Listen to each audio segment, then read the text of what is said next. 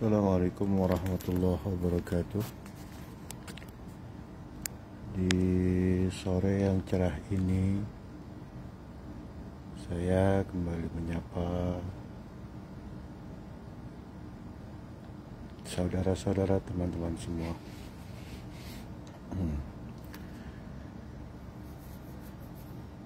Masih dengan ngobrol perkara Islam, iman, ihsan.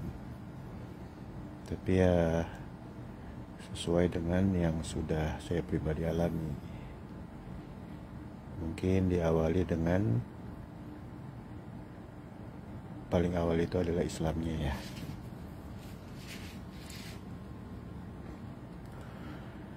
Apabila berikutnya iman atau ihsan, ya sampai iman nih insya Allah saya sudah mengalami.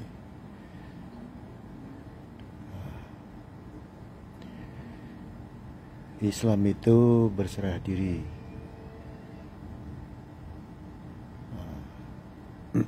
Orang secara logika sebelum berserah diri itu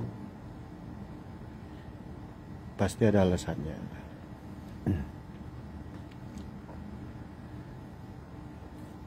Berserah diri karena takut,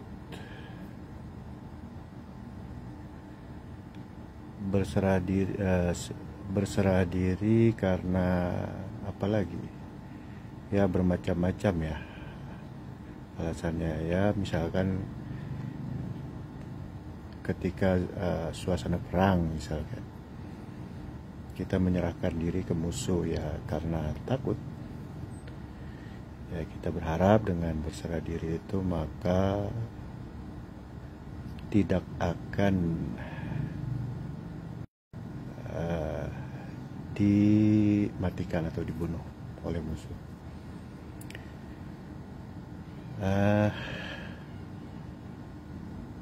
Kalau berserah diri kepada aturan Allah misalkan, nah ini menarik untuk diurai.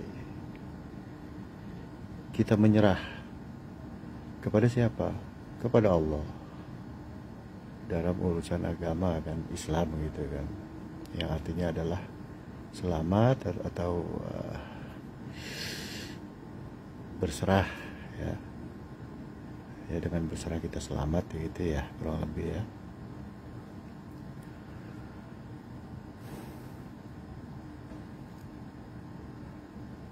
Kita berstatus Islam atau selamat di mana selamatnya? Kalau selamatnya versi jasmani misalkan, ya bisa sampai jasmani pun ikut selamat. Tetapi ada cerita-cerita atau kisah-kisah seperti Nabi Zakaria yang wafat terbunuh. Bahkan di Quran ada kan, bahwa orang-orang Yahudi itu membunuh nabi-nabi bighairil haq gitu ya, dengan tanpa alasan yang benar, tersebab nggak senang aja sama ajarannya karena mengganggu kepentingan mereka, para Yahudi dan lain sebagainya. Kemudian para sahabat secara jasmani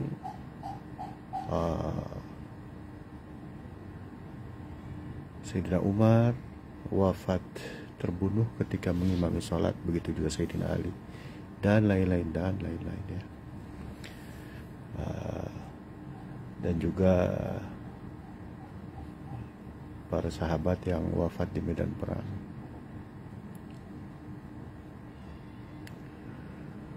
Kalau kita maknai selamat secara jasmani itu adalah tidak mati, terbunuh dan lain sebagainya misalkan, atau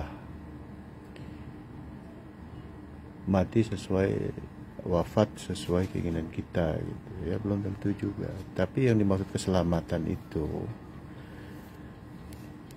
adalah bisa jadi jasad kita itu wafat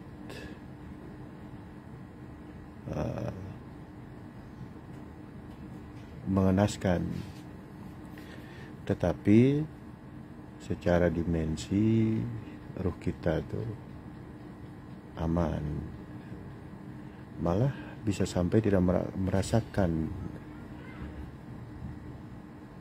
kematian itu. Seperti contohnya cerita dari Siti Aisyah, istri dari Fir'aun.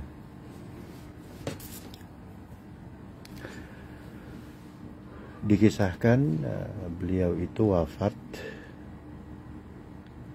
direbus, dan menurut keterangannya sebelum sampai kepada titik kematian, Allah sudah mengangkat duluan ruhnya sebelum sampai direbus. Wafatnya itu, mohon maaf, disiksa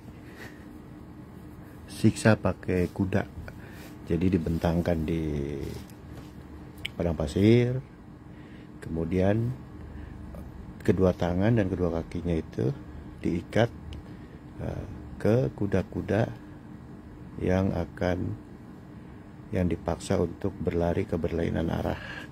Jadi mau diputus tuh tubuhnya, kakinya putus, tangannya putus. Tetapi sebelum sampai siksaan itu sudah Allah wafatkan duluan Siti Aisyah, sehingga Firaun itu diprank sama Allah tuh sebenarnya ya, seperti itu keterangannya. Dan seperti itu pula kita sangat meyakini bahwa para sahabat, para nabi yang terbunuh, dan juga para syuhada, sahabat-sahabat nabi yang terbunuh di medan perang itu, terbunuh seperti yang dialami oleh Siti Aisyah, yaitu sebelum sampai sabab kematiannya ruhnya sudah keluar duluan. Makanya kan dalam sebuah hadis itu, seorang yang mati atau wafat di medan perang jihad di jalan Allah itu ingin balik lagi dan mati berkali-kali dalam keadaan jihad. Kan secara logika gak masuk akal ya, orang mati wafat terbunuh tetapi ketagihan gitu. Ya seperti itu. Level selamat secara jasmani yaitu Islam.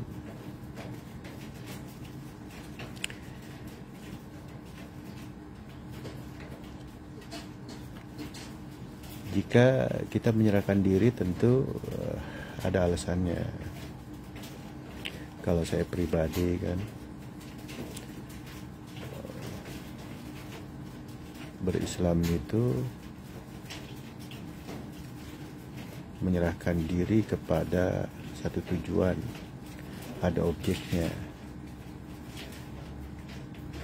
Sebab saya harus meyakini benar, karena tidak bisa sembarangan menitipkan diri ini. Makanya coba saya pelajari bertahun-tahun ya, sampai kepada titik yakin inilah tempat yang bisa saya menitipkan diri saya, seperti itu. Jadi dengan kesadaran penuh, tidak ada paksaan ya.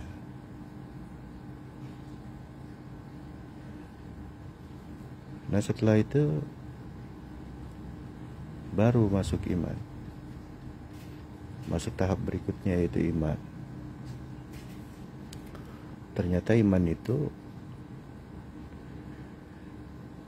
bukan hanya yakin atau percaya. Iman itu adanya di kolbu, hati. Kalau yakin dan percaya itu dimensinya lebih rendah dari hati, yaitu dia masih ada di unsur baharu kita, yaitu otak kita ya.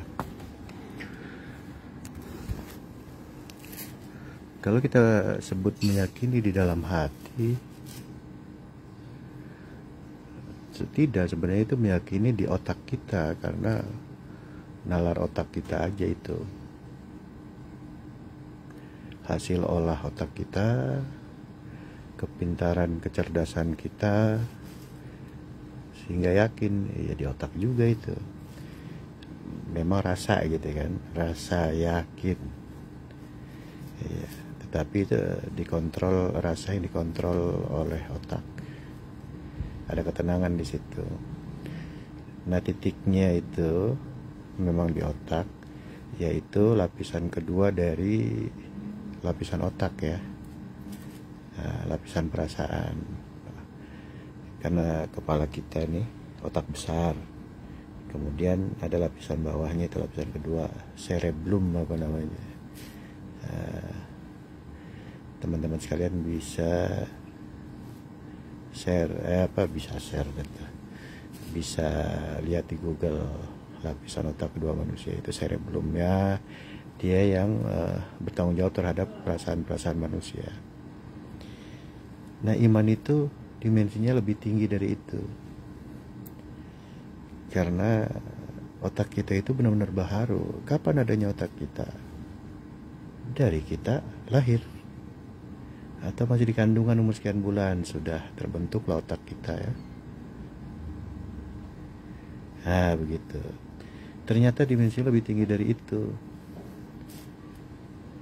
Iman itu mengarah kepada sesuatu yang tiada awal, tiada akhir.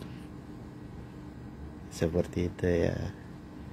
Baik, segitu dulu, berhubung ada teman yang lagi nelpon. Kita lanjutkan di kesempatan yang lain. Terima kasih banyak. Assalamualaikum warahmatullahi wabarakatuh.